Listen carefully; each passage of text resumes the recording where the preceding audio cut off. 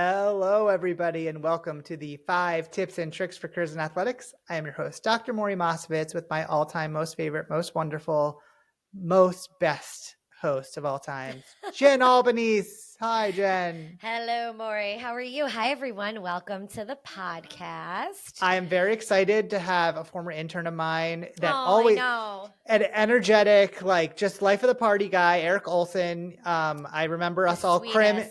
We crammed into that one office all together. We took shifts. They didn't even work all at the same time because we just couldn't fit in the space. I think you had like 10 people in there at one point. It's been crazy. The moment I got to move out of that space, my whole world opened up. Oh my God, I feel the same way. Yeah, you recently. I feel the same way. Well, with that, Arek has brought on this awesome role as he is the first ever assistant AD for events at Nebraska. So, which is so cool that he gets to like start a department basically. The inaugural position. Yeah, very cool. So question I have for you is, what is the best event that you ever got to work?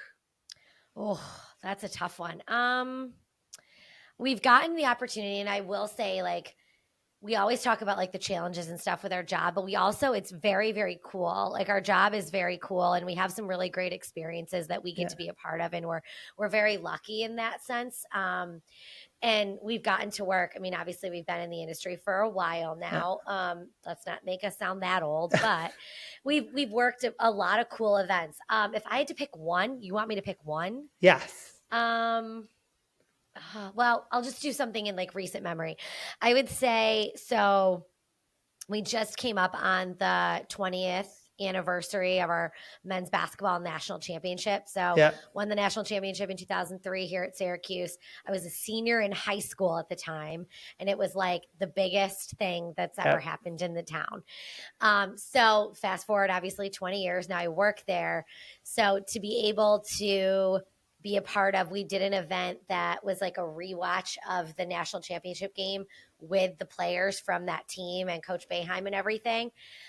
So to be able to be a part of that and then recognizing them at a basketball game like the next day and having Carmelo there and Jerry McNamara and Hakeem Warwick and guys that obviously went on to do incredible things in the NBA and obviously in the world of sports in general, but to be a part of that and like get to meet those guys and be a part of that celebration when 20 years ago I was like the fan watching it, like, oh my God, this is the coolest thing that's ever happened. And then now I'm doing it. So that to me, again, most recent memory was probably the coolest event for me that kind of came full circle. But what about you? So the one that sticks out in my head, so years ago we did a concert about that basically it was a way for the Dalai Lama. They were raising money for I think it was Tibet, and there was this huge concert, and all these famous artists. It was hosted by Whoopi Goldberg, and all these famous artists were coming. And I've never worked anything like that in my life because Pete Sala, who clearly everyone knows who's ever been around Syracuse, knows that name. Had the challenge of trying to fit like 20 dressing rooms into the dome. Like we were building dressing rooms in every single nook and cranny of that building. And we had, and it was like the biggest range of artists. Like, the Black Crowes were there, but then there was like, there was older acts, like people, like I think like one of the Osmonds was there. And then we had Neil Diamond, and like there was just all these famous people. And then I also remember that there was a big deal because the Dalai Lama was there and he had really big, like he had the most security of anyone in the whole thing, though. We had these big name acts. And I remember that I had to get background checked because we were going to get his chair out on stage. And that my biggest background check, and I've done a lot of background checks, was to go with the federal government so that I could bring out the Dalai Lama's chair. So like, to me, that always is like, and like, I'm sure that I'm missing a lot of the details, but it was one of those crazy events that I don't know if I'll ever work again in my life, but it was really cool. Yeah, that's so unique. I remember when that was at the Dome, and just the most unique event I've ever seen or heard of or been. Like I just went to it as a fan, but yeah, insane. Very, very cool. Very different. And I've been behind the scenes for a lot of events, a lot of concerts. That one, like, we'll never forget. I think I also had to order all the furniture. So I remember like tons and tons of furniture having to come in and where it was going, where we were moving it, and like just trying to fit it all in the building. So that was my big memory. And I'm sure Eric is having to do very similar things in his role in Nebraska. So we'll be excited to hear from him after these messages. Are you a loyal 5 Tips and Tricks podcast listener? If not, now is the time to start. Get all your info and fun content on the podcast by following us on all our social channels at @AthCareerPod. The 5 Tips and Tricks podcast is a part of Athletic Career Consulting. Make sure to reach out to us. The one-stop shop for everything is our website, www.athcareer.com. Remember, follow and like us on @AthCareerPod, rate and review us, and get all your info at www.athcareer.com. Okay, everybody, welcome back. Maury, would you like to introduce our guest today? I very much would like to. This is a gentleman that I know pretty well. He was an intern of mine, so this is very exciting for me. Today's guest has built a career turning campus venues into premier event destinations. Originally from Wellsville, New York, he began as a student athlete playing basketball at Keuka and Cazenovia College, where he earned his degree in summa cum laude. He went on to complete his master's at Syracuse University, gaining hands-on experience in event operations and facilities, changeovers with the Carrier Dome as well. From there, he took on leadership roles at Lehigh University, managing large events, teams, and facilities before joining the University of Arkansas in 2021. Over 4 years with the Razorbacks, he helped launch major first-time events like concerts, conventions, and arena shows, while also improving internal systems and serving as part of the NCAA Gymnastics Regional host team. Now in 2025, he steps into a new chapter as the Assistant Athletic Director of Special Events at Nebraska, leading strategy and execution of concerts, corporate functions, and more.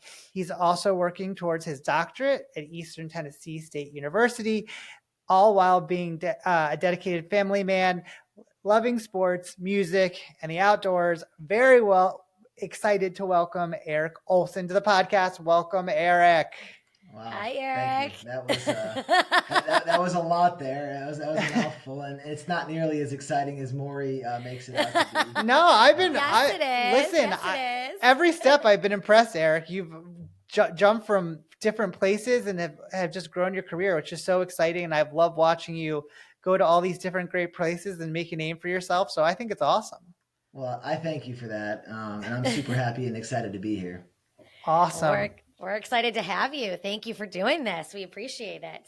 Well, we'd love to hear your first trip. I know a tip. You've done some great things in Nebraska. I know that you're the first one to ever be in that role. So it's pretty cool. So we're really looking forward to what you have to tell everybody. Yeah. So first and foremost, I think I'll start with, this podcast is awesome. What you guys are doing for young professionals trying to come up in the sport industry is amazing. And so this is a great resource. I really hope people are taking advantage of this. I know that I'm listening every now and again. It's super awesome. We appreciate it. Thank you.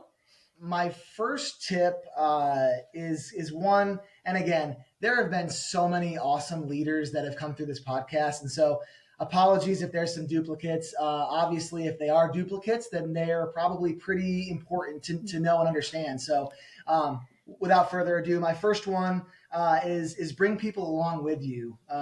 Give back, right? So I think as I was learning and as I was coming up in my journey, starting really at Cazenovia, but then at Syracuse is where I really got some good hands-on experience.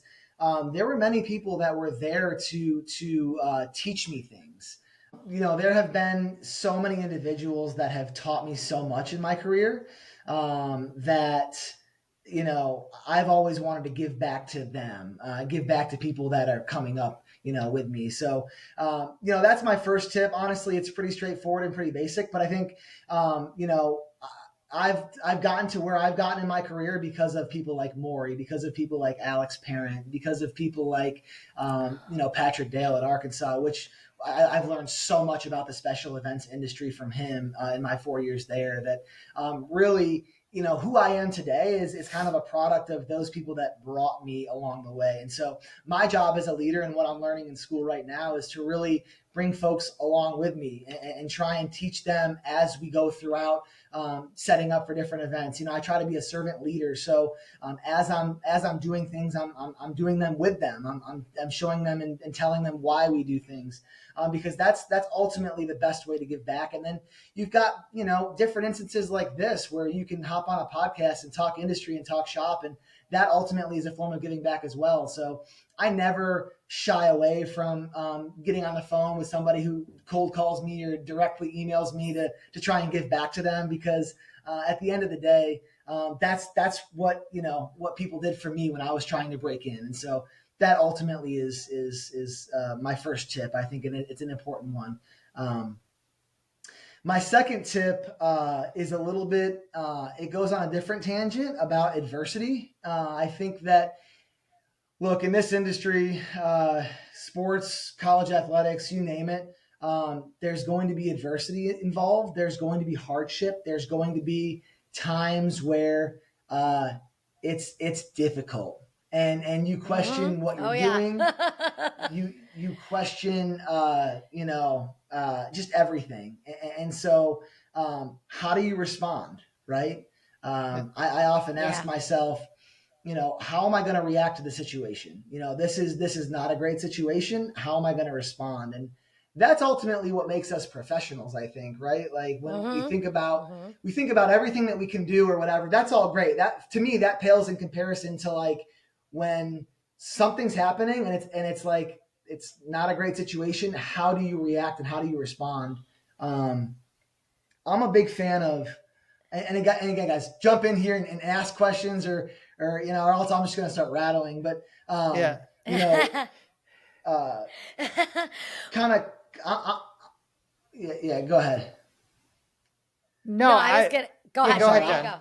No, I was going to say adversity. I feel like, that right now I'm in that season of like, we've had some challenges, where kind of I'm at on some different areas, whether it's staffing or dealing with some difficulties with some students. But like, you're so right. It's all about how you respond to that. Because, if you're in a leadership role, that's what people are looking at, is how you're responding and how you can turn it into something that's either positive or a learning opportunity for not only yourself, but the people also involved. So adversity, I think people look at that and kind of shy away from it, like shy away from like the confrontations or the issues. But I think sometimes that's where you grow the most in something that you might not have been dealing with. So I can relate to that. I feel like right now a lot. And I try to catch myself, like whether I'm in the situation or somebody's talking to me about something, I try to think like, what's the best way for me to react to this so that it shows that I'm being professional, that I'm trying to find the best solution. How do I keep everybody calm? Because I think sometimes people get really amped up and it's sometimes you got to take them down a little bit. So I think that's really good. And nobody's really said that about like adversity and like how you respond to that. So I think that's really a good one. So I was thinking too, how that connects to your first one. Like a lot of times when I'm in that situation, I try and think of those people that mentored me and how they've dealt with things like that. And it's a very interesting, and whether for good or for bad, right? Like sometimes you think about it and be like, oh, I remember them dealing with that and it didn't turn out as well for them. And I kind of learned from that, or more so than not, usually like, oh, I've really learned that by addressing things this way, by seeing those people that have mentored me and helped me, this is a way that you can deal with that. And that can give you some confidence in those times where you're overwhelmed. It's like, how can you lean on those things that you've seen before when it's kind of scary for yourself and how you're dealing through it. And you don't have to feel like you're alone with that because you've seen other people in a similar situation and how they've been able to get through those things. So I think that's a great tip. And I agree with Jen, not one that we've heard very much of. So yeah. See, there you go. Nice job. and when you take a step back and look at it more holistically about like maybe your career, or maybe like you're at a place where you may be struggling, or you may not know, where to go next or what to do next. I'm a big fan of like controlling your own destiny. Like if there's a situation that's not going well for you, like just be in control of what you can control. Exactly. and take advantage of different relationships that you might have built. Take advantage of situations where I'm a big fan of like everything happens for a reason. And so, if you want to change your situation, you got to turn around and point the finger directly at yourself and figure out what you got to do to make it right for you and your family or whomever. So I think that's a big thing to think about too when you're thinking about like career moves or like how to jump into the career like path or how to get started. It's like it starts with you. It starts totally 100% internally. There's Correct. no ifs, ands, or buts about it. You've got to start with yourself. 100%. Awesome. I love that. Okay. Right. Wait, number 3? 3. We're at number 3. Yes. Number 3. And this one is going to take a little bit longer. That's why I saved. No, you're good. Pretty quickly. That's good. No, that's good. Number 3. I owe number 3 to my entire career. It's all about relationships and networking. And I know people that are listening are probably like, I've heard relationships and networking 1,000 times. I get it. But I will tell you that I am another living, breathing example of how incredibly important relationships and networking are to getting into the industry, to advancing in the industry, to gaining knowledge, to learning. It's incredibly important. I'll give a couple of stories. My first story obviously starts in Syracuse, at Syracuse University. Working for Maury as one of the interns in event ops and facility ops, and that's where I learned so much at such a young age. And I was so green and so fresh, and I learned a lot by trial and error and fire and everything. But at the end of the day, I needed to try and make some more ends meet. I needed to try and continue to grow. I think it was a part-time role. I think I was capped at like 20 hours a week or something like that. Yeah. I was so eager to just continue doing more. And so, I don't know how it happened, Maury, but I ended up getting on Don Familo's announcer list or whatever. Yep. As like 100%. And Don got me rolling with all these different gigs across central New York doing public address announcing. And I ended up driving up to Hamilton, New York a lot, being the public address announcer for Colgate Athletics. And that was where I met through the years, through the year plus that I was there. I met Jamie Mitchell, and he was basically your counterpart there, Maury, at Colgate. And I'm like, dude, Jamie, I want to break into the industry. I want to get a position just like yours someday. How do I do it? And of course, I had Maury in my back pocket, but sometimes, like you gotta branch out. You gotta branch out. Jamie, Jamie's a good guy. I've always loved Jamie. Yep. And so I was like, Jamie, can we just, maybe before one of these basketball games that I'm about to work, can we just sit down or afterwards or whatever for 30 minutes and can you look at my resume and give me some tips and tricks, right? And so he's like, absolutely, sure. So we sit down, we talk and everything, and he sees how eager I am, and you guys know how eager and positive and optimistic I am about this industry. And he knew that I had what it took to break in, and it was through that relationship that he really had the trust. Obviously, I was showing up and doing the play-by-play, or not play, the PA announcing for men's basketball, women's basketball. I did some soccer for him. So he knew that working relationship was there already. He knew that I had what it took. And then when push came to shove, I was applying to jobs. Nothing was really hitting for me. If you'll recall, I flew out to a school out in California, and that one didn't work out. And all of a sudden, a job at Lehigh opened up at Lehigh University in Bethlehem, Pennsylvania, which is obviously in the Patriot League. And so I called Jamie and I was like, dude, like, do you happen to know the hiring manager? Like, would you be able to put a word in? And he did. And he's like, absolutely no problem at all. Puts the word in. Next thing you know, I have an interview. Next thing you know, I'm on campus for the interview. And I feel like once I can get in person, I've got a really good shot. You're ready to go. I'm not the best on you can on sell Zoom yourself. or phone, but you can sell yourself. And so that's what happened. And I got that interview. That was my first full-time role. And that was huge for me. That was huge. I remember when you got it. I was so excited for you. I remember you calling me up and saying, hey, I'm going to Lehigh. And I was like, that's awesome. Yep. That was just incredible. And I learned a lot there at Lehigh. And so again, without going outside of my comfort zone and being okay with being a PA announcer, like I really hadn't done a ton of PA announcing to that point. I just thought that like, that's something that I'd like to do. I just did it, got out of my comfort zone, driving up to Hamilton, New York, and sure enough, it paid off. And that was the best 45-minute one-way drive of my life, every men's basketball game. And so, it really, there you go, all to awesome, Don awesome Familo. yeah, I owe it to Don.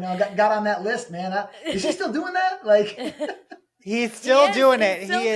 He's keeping the list going. We live and die by that list. It's incredible. That's incredible. I love that. And then of course, like my job now is a product of relationships. I mean, there's somebody on the event management team that knew me. We had a prior relationship, and he's like, dude, we're starting this unit up. Like, you'd be the perfect fit. And like, there I was. Like, the interview process was a breeze because, a lot of it was already vetted. So, anyway, relationships are huge, and I can't stress that enough. That's important.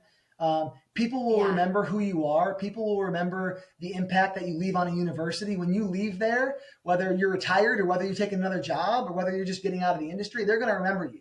And, for good, for bad, or indifferent, they're going to remember you. So it's all about, the stamp that you leave on your time there. I mean, the one thing I have to say is like, you're definitely, by building relationships, like people don't understand when you're building a new unit and you don't have anybody and you're starting from scratch, the fact that you have the trust that someone says, hey, we're going to invest in you and have you come out to help us build this is such a amazing thing, and shows a lot of credit to you that you can build those relationships, have people have faith in you. And then that leads into a position and a whole unit that's built around, you're being there and supporting them. So it gives you a lot of credit. That's awesome. And I know you said that people say relationships all the time, but I think it's good to continue to say it to people, and you can show proof that relationships helped you get to where you are. And I think if people are listening and they hear that over and over again, and it's the success stories of, hey, I met this person here. This is how I got connected here. This is how this person in my network helped me. It just proves over and over again how important it is. And it doesn't stop after you're a student or you're an intern, and whether or not it ends up being for a job or just to be able to call someone up and be like, hey, how do you deal with this? Or what's going on? That is so huge that people don't realize, to have that network of people that you can reach out to and ask questions for things and help, especially, kind of the farther up you get, you're used to having people, above you give you advice and help you. But once you hit a certain level, you're looking to your peers to give you information and help you. And that's a totally different thing. So, no, that's awesome. Yeah. My goal was to be really, really good at networking. That was my goal in relationships. And I think I'm succeeding at that. So I think you're killing it. Should take a page. Yeah. Absolutely. Awesome. Absolutely. Yes. Okay. With that, number four. All right. Number four, it's all about knowing yourself and knowing what works for you. This was one that I really learned at Arkansas. This industry is very, very demanding. I got pushed to limits at Arkansas I didn't even know that I could fathom. I was working 80, 90-hour weeks at some points. And when you start to work that much, you learn a lot about yourself. You learn a lot about how to be efficient with your time. When you become a father or a mother, you learn a lot about how to be efficient with your time. And so, Arkansas taught me just so much about knowing what works for you and being sure to replicate that consistently so that you can put out a consistent professional product each day. I think that's huge and something that I wish I learned a little bit sooner. And that's not my point for my fifth tip, but I just wish that I understood, how to be consistent, earlier in my career. I think at Arkansas, it really taught me because I had to know what works for me, what doesn't. And I'll give you an example. I am not a morning person. No matter how hard I try, consistently I'm not a morning person. And so now I purposefully don't schedule things at 8 a.m. anymore. I just don't. Yeah. I give myself that time to get to work by 8:30 every day. That's a small little example. But again, it's all about setting yourself up for success, right? And the only person that can 100%. Do that is you. And so it's a small tip, but it makes a difference in the grand scheme of things when you're talking about how you use your time. You think about it, I mean, the most successful people rarely sleep, right? But like mentally sane people sleep. And so, Right. if you're sleeping 6-7 hours at minimum, hopefully, you really only have, I'm not really good at math, whatever, 12, 15 hours or whatever left in your day. That's terrible math, whatever it is, left in your day to spend. And so how do you spend those waking moments? And like, I've gotten really good at dissecting every hour and making sure I'm spending it how I should be, that resonates and best works with my schedule and who I am as a person. That's incredibly important. And if you don't know yourself, you're never going to figure it out. You have to know yourself. You have to know what works well for you. You have to know if you're a morning person, if you're a night person, if you know you can get stuff done during the lunch hour, or if you need to have your lunch break or whatever. Like, again, little things like this add up to a larger scale picture of who you are as a professional. And so, that's something that I've learned really over the last 4 or 5 years of my career that has resonated and translated a lot, at least in these first 3 months in Nebraska. That's great. I mean, it's like setting those boundaries of where you can be the most successful. Like you said, you're not a morning person, like then you're not doing an 8 a.m. meeting because that meeting isn't going to be successful. So like knowing those things and being able to continue to, and you do that early on in your career, I think that really helps people. And it's that, like they said, it's that boundary of, okay, I know that I need, I've done this as becoming a mom, like, okay, between like 5 and 8, like I'm with my kids, I'm doing dinner, I'm doing bath, we're going to bed. And like that email at 7:15, if I don't answer that right then, it's not going to end the world, So it's realizing that and being able to like set those boundaries early on, which helps you be successful in the long run. So I love that tip. Yeah. I mean, that tip. There's so many different things you start figuring out that works better. Like, and even as you get older, you start looking at things like I've realized, like when I do a short workout in the morning, it makes me in like a better position to like focus. And I didn't think that was going to be the case. I'm like, oh, someone said, hey, you should try doing this. I'm like, oh, this is stupid. I'm just going to do it to like be healthy. But now I realize like, hey, when I get into work, I'm able to focus a little bit better. And I'm not like kind of, I kind of have my juices flowing for the day. Or kind of like Jen said, like sometimes I always felt when I was young, like I have to answer an email right away. If someone sends it to me, I have to write it instantly. And I've learned like, okay, when I read an email and I have certain feelings about the email and I'm frustrated or like sometimes it's much better to just take a breath and say, hey, you know what? This isn't going anywhere. So I'm going to stop. Maybe I'll write a couple notes to myself because it's what's in my head. And I'll just put that to the side of my inbox and then come back later and send it out when I kind of have more clarity to something. But that's not something I did early on in my career because I thought, oh, I have to answer this right away. And you start learning those boundaries for yourself and how important it is to like be able to function and be able to be the best version of yourself. And, I kind of have those memories too, like how you said, like pushing yourself at Arkansas. I can remember being in the dome at times and just not leaving for days at a time. And for good or for bad, that taught me a lot about myself. And it really like makes you be critical and think about what you're doing and how you're doing it. And all the props to those people that can do it all the time. But I was like, you know what? The more I kind of changed around my lifestyle and realized like, hey, that's not the best way for me to function. And I learned that later. I got to start putting things in a way that I felt like I was being able to be more successful. So no, that's awesome. Absolutely. Such a good one. Such a good one. Okay. Are we ready for the last one? All right. So Eric, what do you know now that you wish you knew then? So what do you know now at this point in your career that you wish you knew when you first started? Yeah, this one was kind of one that ever since Maury invited me on this podcast, I thought a lot about it. I gave a lot of reflection. I did because I think it's important. I think this is a huge part of the podcast. I feel like because if I'm sitting 10 years ago in some of these students' shoes that may be listening, this is what I'm tuning in for because I'm getting my ears sonar version, getting these ears ready for this tip. Truthfully, I think it's just the how vast the industry is and how big and large some of these organizations are.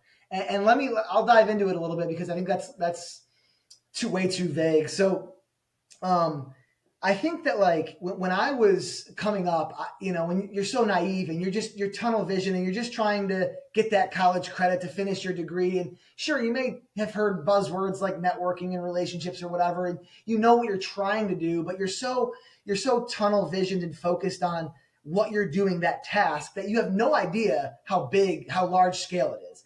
Like Syracuse's operation, obviously compared to Lehigh's operation, is it's huge, monumental. It's incredibly larger than a Lehigh or an FCS or a D2 or D3 or a Colgate even, right? But even at those institutions, there are things that are happening that the networks and the communication chains and the different vendors that you work with and the events that you do, and there's just so big and broad, the different people that you interact with, the different personalities that you might have to manage. I just wish that I knew that no matter what, you don't know everything, and it's never done. Like it's never completed. Work is never done. You're never going to be like, you have to be okay with like being able to set down work for that day and just picking it up tomorrow, because guess what? It's always going to be there. And I think that I needed to hear that when I was younger, because I get to a job, say at Arkansas or even here at Nebraska, and it's just, there are endless amounts of nooks and crannies to the facilities, to the events that we're planning, to the staff itself, 315 plus staff members, to the temp workers, all the vendors that you deal with. The list goes on and on. And when you think you have everything figured out, guess what? You don't. And so you never will. You have to be a lifelong learner. And that's what I wish I knew going into it. And I think I've kind of continued to have that mindset of like, I don't think I know it all. I never want to give off the vibes that I know it all. I'm very passionate about the industry, so I may come off as super excited about something, but like you never know it all, and you have to continue to learn and grow and stretch your boundaries. And again, I always teach my students this as they're working for me. Eric, we're all set up for tomorrow. We're all ready. And I always ask them, are you ready? Like, are you? Yeah. Because there's always something else that you're missing. Even if you think you're ready for an event, there's always something else. And my favorite quote is, it's not the will to win, but it's the will to prepare to win that makes a difference. It's all about preparation. And so if you have detailed preparation and you focus on the preparation and the detail every single time, good things will happen. But there's always going to be something out there that you may not be tracking on. It may be a curveball that you've never seen before. It may be something. You just have to be ready for it in the moment. But there's always something that you haven't thought about. And that's what I wish I knew going into it. Yeah. The older I get, the more I realize I know how little I know. Like, it's like kind of a crazy thing. Like the older you get, the more you realize like there's no way to know it all. And it's kind of like you said, it's like, have you got everything? It's to be able to develop that skill, to be able to be adaptable, to be thinking ahead of things, to be able to deal with that stuff. And if you're a young person and you're like, oh, I think I understand everything, then you definitely don't. No. Like if you're not humble about it, you definitely don't know. Yeah, I mean, you're never going to know everything. And I think that's okay. And to accept that and be okay with that and just be willing to learn, because this industry is ever changing. It's never the same. It isn't the same from 2 years ago. It's not going to be the same in 2 years. So to be always willing to learn. I love that one. Eric, so good. So good. I love it. I tried, guys. I tried. No, you did a good job. You did so good. Eric, we're so proud of you. You're killing it. I mean, just to be out in Nebraska doing what you're doing, and all the events, and I know how hard that is, so we give you so much credit. It is not an easy thing from day to day to have to, go through and deal with all that. So we're super excited for you, and having a little one, having a little girl is so great. Like, we're just so exciting. It's so awesome to see you thriving. So thanks so much for doing this. We really appreciate it. We know people are going to get a lot out of it from you. Yes, this was great. Guys. Thank you for having me. Thank you. Absolutely. Thank you guys for listening, and make sure that you're following us on all our socials at AthCareerPod and listening on all your podcast platforms and rating and reviewing and liking everything. And new episodes drop every Tuesday. So thanks for listening, and thank you, Eric. Bye, everybody. Thanks, guys. Bye, guys. If you like the 5 Tips and Tricks podcast, make sure to subscribe on your favorite podcast platform. You can rate and review us, including questions that may be answered on future episodes. The 5 Tips and Tricks podcast for careers in athletics is part of Athletic Career Consulting.